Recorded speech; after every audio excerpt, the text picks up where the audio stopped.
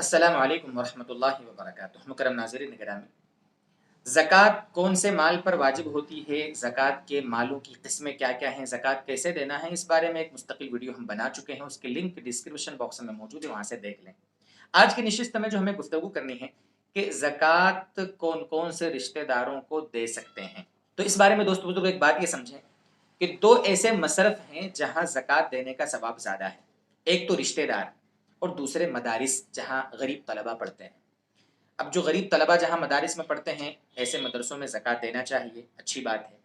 دوسرا جو مصرف ہے زیادہ جس میں ثواب ملتا ہے وہ رشتہ دار۔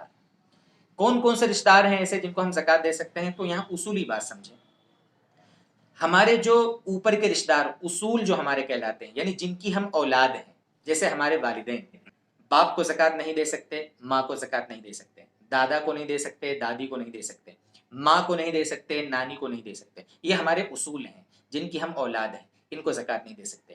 نیچے ہماری فروع کو زکوٰۃ نہیں دے سکتے، یعنی جو ہماری اولاد ہے، کوئی شخص اپنے بیٹے کو زکوٰۃ نہیں دے سکتا، اپنی بیٹی کو زکوٰۃ نہیں دے سکتا، پوتے کو نہیں دے سکتا، پوتی کو نہیں دے سکتا، نواسے نواسیوں کو ان کو زکوٰۃ نہیں دے سکتے۔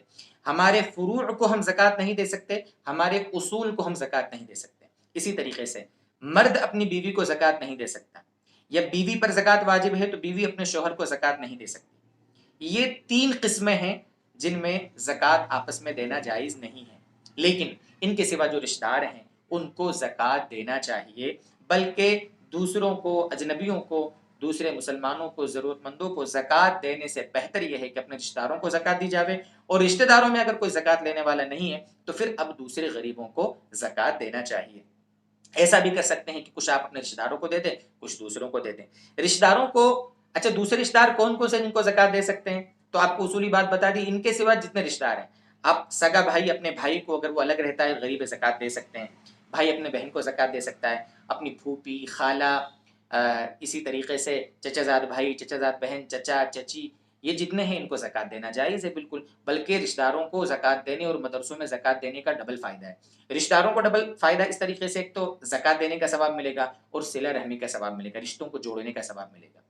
یہاں بہت سے لوگ پوچھتے ہیں کہ رشتہ دار اگر ہیں تو اس کو زکوٰۃ دیں گے تو وہ لے گا نہیں، اس کو شرم آئے گی، تو آپ ہدیہ بول کر دے دیں، دل میں زکوٰۃ کی نیت کر لیں، زکوٰۃ ادا ہو جائے گی، مسئلہ سمپل ہے۔ شریعت میں ساری چیزیں آسان ہیں، آپ علماء سے ملیں، اب ڈسکس تو کریں، انشاءاللہ آپ کو آسان باتیں بتائیں گے، دین کو آسان انداز میں آپ کے سامنے پیش کریں گے انشاءاللہ۔